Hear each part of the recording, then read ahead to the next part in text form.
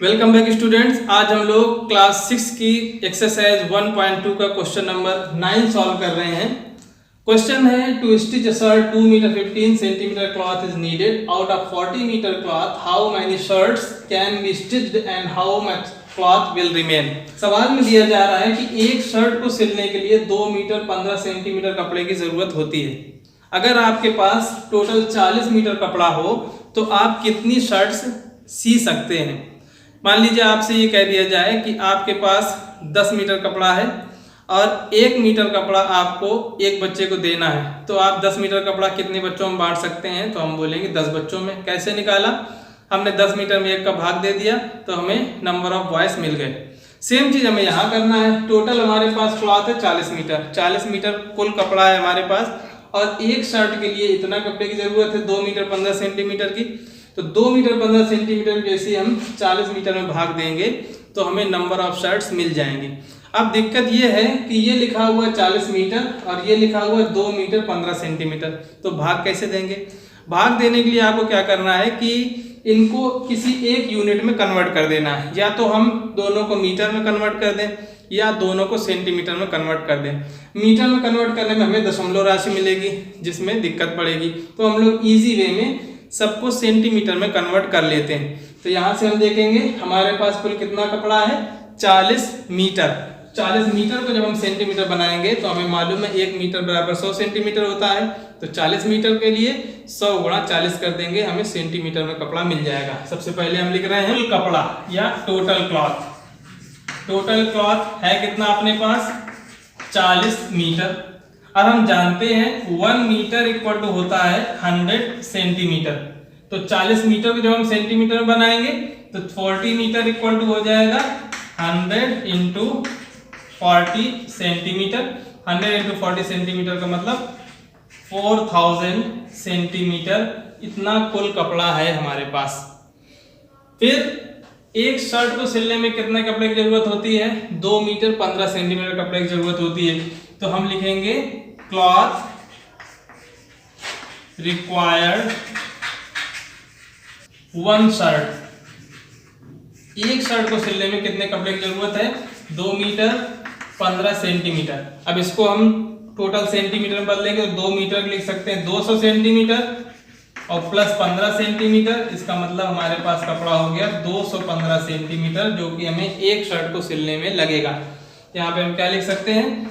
एक शर्ट को सिलने में आवश्यक कपड़ा।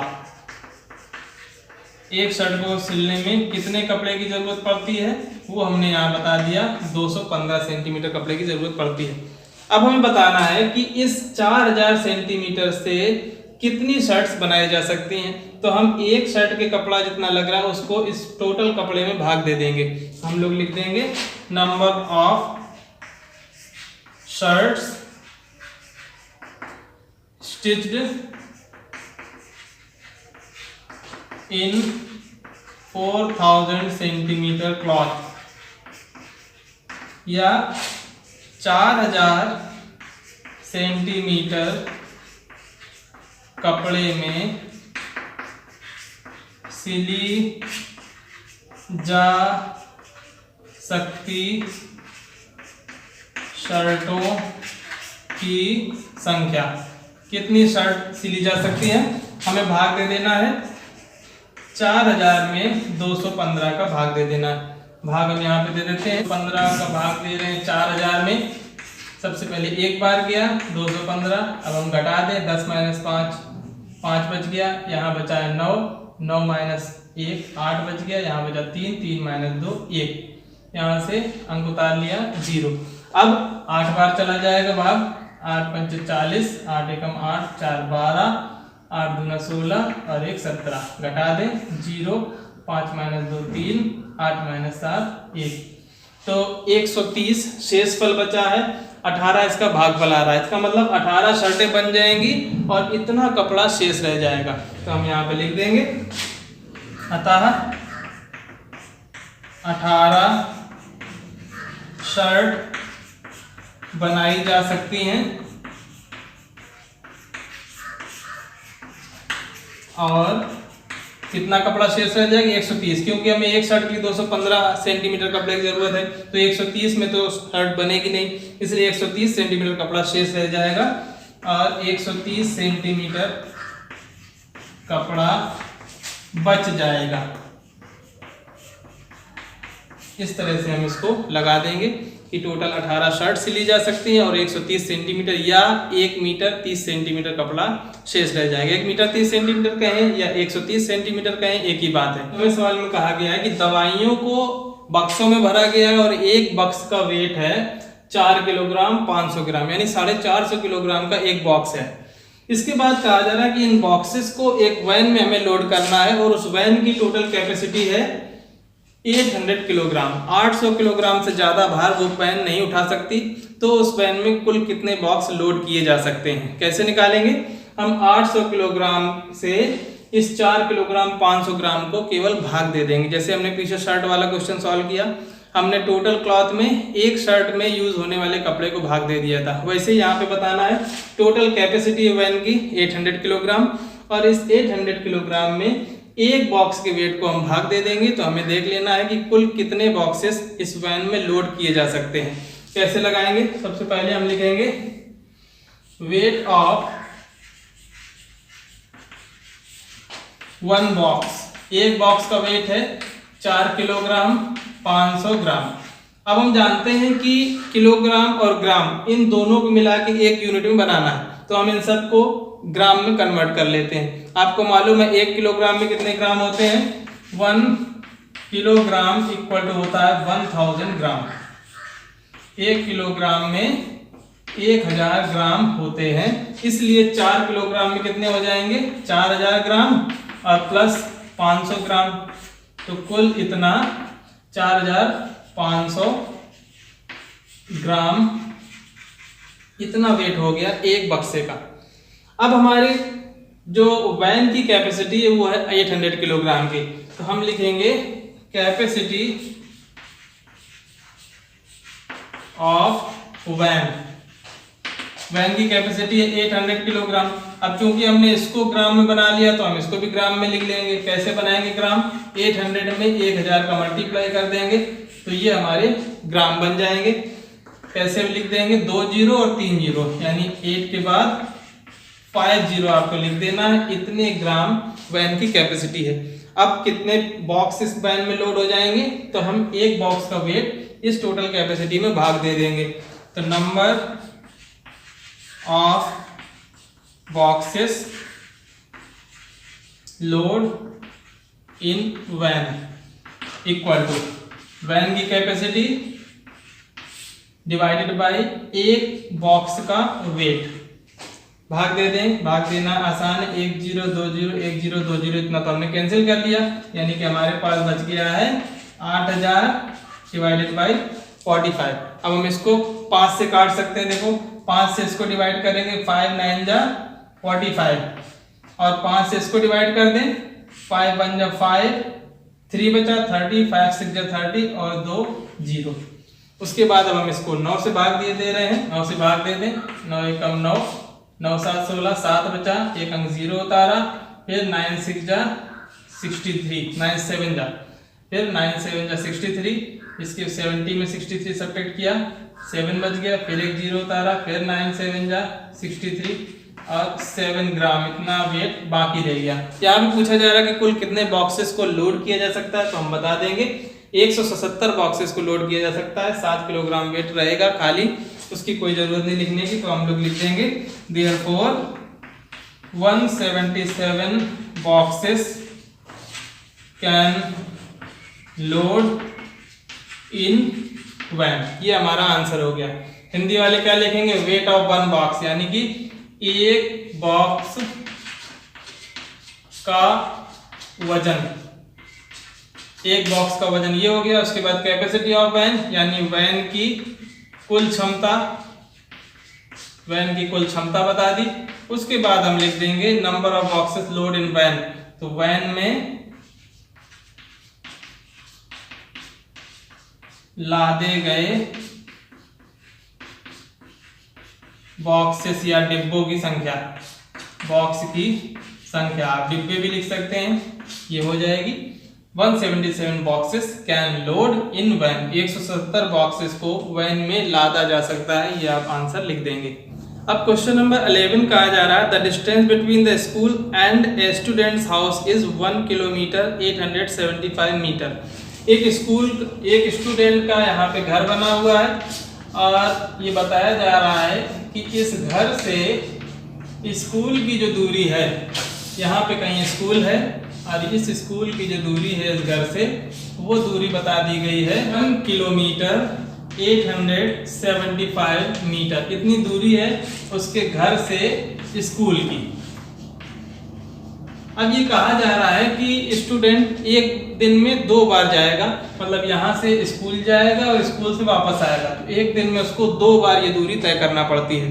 फिर आपको क्वेश्चन पूछा जा रहा है find the total distance covered by her in 6 days, उसके द्वारा 6 दिनों में चली गई कुल दूरी कितनी होगी। सबसे पहले हम देखें कि विद्यार्थी को, स्टूडेंट को एक दिन में कितनी दूरी तय करना पड़ती है। तो एक दिन में उसको दूरी तय करना पड़ती है इसको 2 बार, तो हम इसमें 2 का गुणा करेंगे, वो हमें दूरी मिल जाएगी एक दिन में तय की गई। इसके बाद हमें 6 दिनों में तय की गई दूरी निकालना है, तो जो एक दिन की दूरी उसमें 6 का मल्टीप्लाई कर देंगे, यानी ये क्वेश्चन मल्टीप्लिकेशन का है। सबसे पहले हम लिखेंगे distance between house and school. School और घर के बीच की दूरी है 1 किलोमीटर 875 मीटर। तो हमने बताया अभी पहले वाले सवालों में कि क्वेश्चंस को जब हम सॉल्व करेंगे तो हमें 1 यूनिट लेके चलना है, नहीं तो दिक्कत हो जाएगी। हम 1 किलोमीटर 875 मीटर को मीटर में कन्वर्ट कर देते हैं। हमें पता है कि 1 किलोमीटर बराबर होता है 1000 मीटर। तो 1 किलोमीटर 875 मीटर को हम कितना लिख सकते हैं, 1000 अब प्लस 875 कितना मीटर हो जाएगा, यानी कि 1875 मीटर ये दूरी है घर से स्कूल की। आप लोग हिंदी में लिख सकते हैं घर से स्कूल की दूरी। उसके बाद कहा जा रहा है कि जो स्टूडेंट है वो एक दिन में इस दूरी को 2 बार तय करता है। डिस्टेंस